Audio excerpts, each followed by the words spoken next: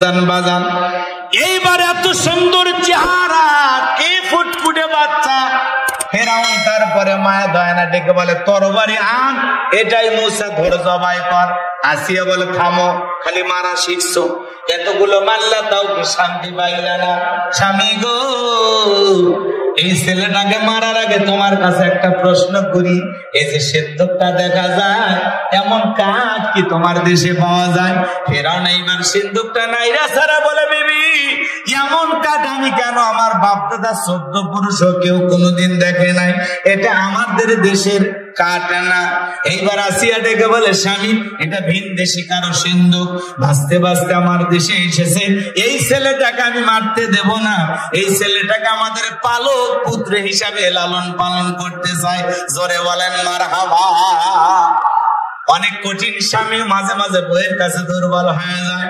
বউ যখন বলেছে ছেলেটাকে কি করব, লালন পালন করবো, মাইনা নেওয়ালা ছাড়া উঠে আসে ফেরাউনে, তখন বলতেছে ঠিক আছে মেনে নিলাম।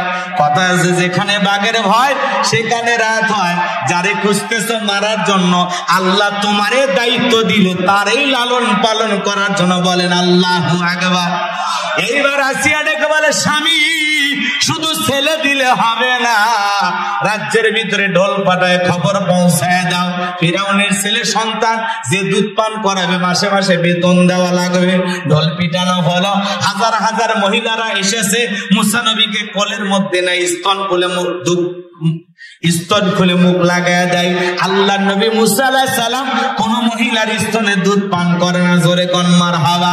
সমস্ত নারীরা ব্যর্থ হয়ে চলে গেল। ওই যে মুসা নবীর বড় বোন নাম তার মারিয়াম ডেকে বলে, ও রানী আসিয়া, এমন একটা ধাত্রীর খবর আমার কাছে আছে, আমার বিশ্বাস এই ছেলেটা তার দুধ পান করতে পারে, তাই নাকি? বলে হ্যাঁ।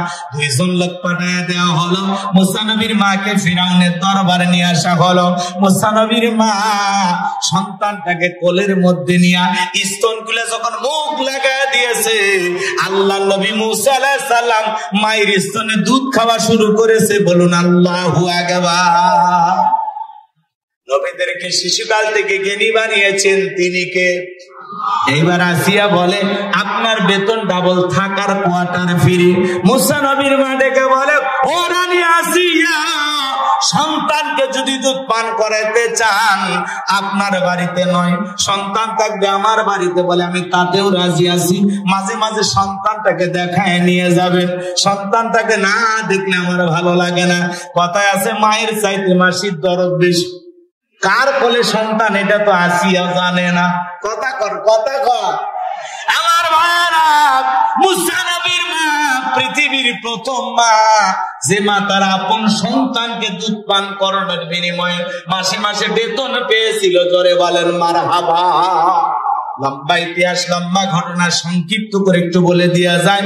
মুসা নবী চলা ফেরার বয়স উপনীত হয়েছে। একদিন আসিয়া মুসা নবীকে নিয়ে আইসা ফিরাউনের কোলে দিয়ে বলো, ধরো ছেলেটাকে সামলাও। মানুষ দেখলে মনে করবে ছেলে তোমার না, মাঝে মাঝে একটু ছেলেকে নেওয়া লাগে। কথা বোঝেন নাই? দেখবেন মা বোনেরা যখন রাগান্বিত হয় মাঝে মাঝে কি করে, বাচ্চা নিয়ে এসে স্বামীর কোলে দেয়, ধরো তো, সামলাও তো। এক সামলান যায় না। কথা কম।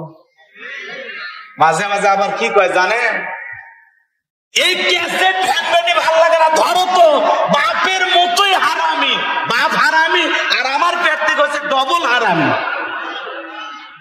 বাপের কিচ্ছু ছাড়ে, সন্তান খারাপ হলে কয় আর 14 গোষ্ঠী খারাপ, এর বাপ খারাপ, এর দাদা খারাপ, সবাই খারাপ। আর ভালো যদি হয় ওই মাঝে ভালো, ভালো হলে সব মায়ের হোক, পাগলিরা তো শান্তি পায়, ওরা তো শান্ত থাকে। কথা কন লাগে, আমরা খারাপ হয়ে থাকলাম মানে নিছি, যা কথা কন, আমরাই খারাপ মাইনে নিলাম না।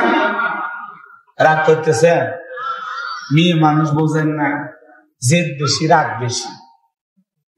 খালি একবার যদি বলেন আসলে তোর বংশে খারাপ, দেখেন কি শুরু করে, বাড়ির ভূমিকম্প, সুনামি সব। আর আপনার যে বারবার বলতেছে তোদের বংশে খারাপ, এই বংশে বিয়ে করাই ভুলেছি, কি কর কিচ্ছু কর না, আমরা এতিম। রাগ করতেছেন নাকি আপনারা?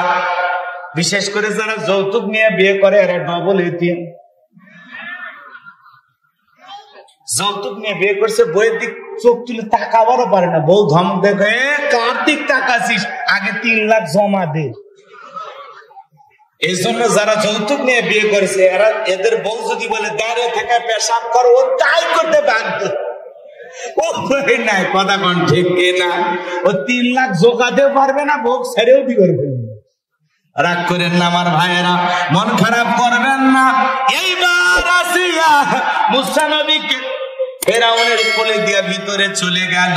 কি সুন্দর চেহারা মুসা নবী। কাফের হওয়ার পরে দিলের মধ্যে মায়া লাগছে। শিশু বাচ্চাকে কে না আদর করতে চায়? মুসা নবীকে আদর করানে হতে ঠোঁটটা ভরা যখন চুমা খাইতে চায়, মুসা নবী কষি হাত দিয়ে এমন একটা থাপ্পড় বসায় দিয়েছে, ফিরাউন চিৎকার মেরে উঠছে।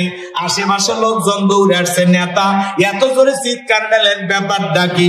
তখন বলে, এখন সবার সামনে যদি বলে দেয় ছেলে থাপ্পড় মারছে, ওটা বললে ইজ্জত থাকবে? তখন বলতেছে, আমার বাড়ি আমি চিল্লাইছি, আমি কি তোদের ডাকছি? সরে যা, চোখের সামনে থেকে তোরা সরে যা। ওদেরকে দাঁড়িয়ে দেওয়ার পরে আসিয়াকে ডাক দে, আসিয়া রে, আসিয়া আয় আয়, তাড়াতাড়ি করে আয়। আসিয়া দৌড়ে এসে বলে, কি বল তার সারে